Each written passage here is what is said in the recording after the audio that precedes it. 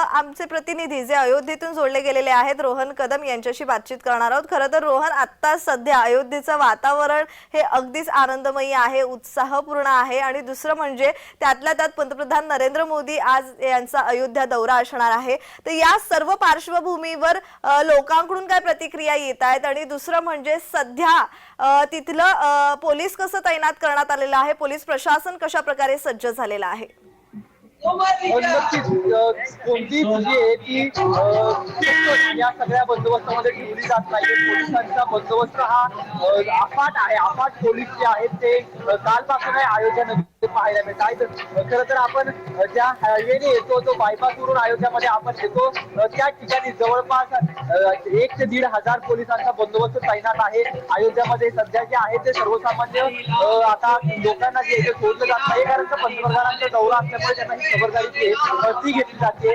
भाविकांना काल रात्रीपासूनच थांबवलं जातंय। जे खरंच रहिवासी आहेत अयोध्यातले त्याच नागरिकांना सध्या अयोध्येमध्ये सोडलं जातंय आणि जे महत्वाचे कामगार वर्ग असतील किंवा या ठिकाणी जे बांधकाम विविध चालू आहेत, मग ती मंदिराची बांधकामं असतील किंवा घराची बांधकामं असतील, तिथला लेबर जो माणूस आहे, तिथले जे कामगार आहेत त्यांना खातर जमा करून या ठिकाणी सोडलं जातंय। परंतु तुफान असा पोलिसांच्या बंदोबस्तामध्ये आजचा कार्यक्रम जो आहे तो पार पडणार आहे। आपण जर पाहिलं तर 22 तारखेच्या कार्यक्रमाची तयारी गेल्या काही दिवसांपासून अयोध्या नगरीमध्ये चालू असल्याचं पाहायला मिळते आणि अयोध्या नगरी जी आहे ती पूर्णपणे सजलेली पाहायला मिळते। आपण काल देखील अनेक नागरिकांशी बोललो, त्यावेळी असं सांगितलं होतं की 5 वर्षामधला याच्या आजच्या 5 वर्षाचा कार्यकाळ आणि आताचा कार्यकाळ म्हणजे या 5 वर्षामध्ये पूर्ण अयोध्या जवळपास कायापालट या अयोध्येचा झालेला आहे। ही अयोध्या 5 वर्षांपूर्वी वेगळी होती, आताची अयोध्या पूर्णपणे वेगळी आहे आणि कदाचित पुढच्या 5 वर्षांमध्ये देखील या अयोध्याला एक वेगळं रूप आलेलं पाहायला मिळेल। त्यामुळे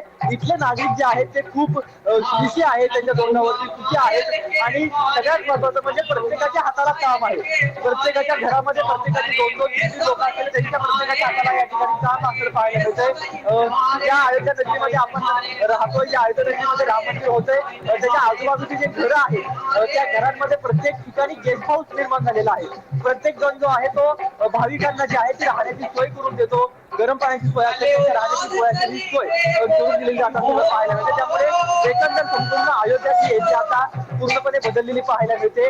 आता विमानतळ होतंय, विमानतळाच्या माध्यमातून देशभरातले जगभरातील भाविक जे आहेत ते राम मंदिराला भेट देऊ शकणार आहेत। त्यामुळे एक वेगळा आनंद पाहायला मिळतोय। तसंच अयोध्या जंक्शन जे आहे ते आता सज्ज झालेलं आहे।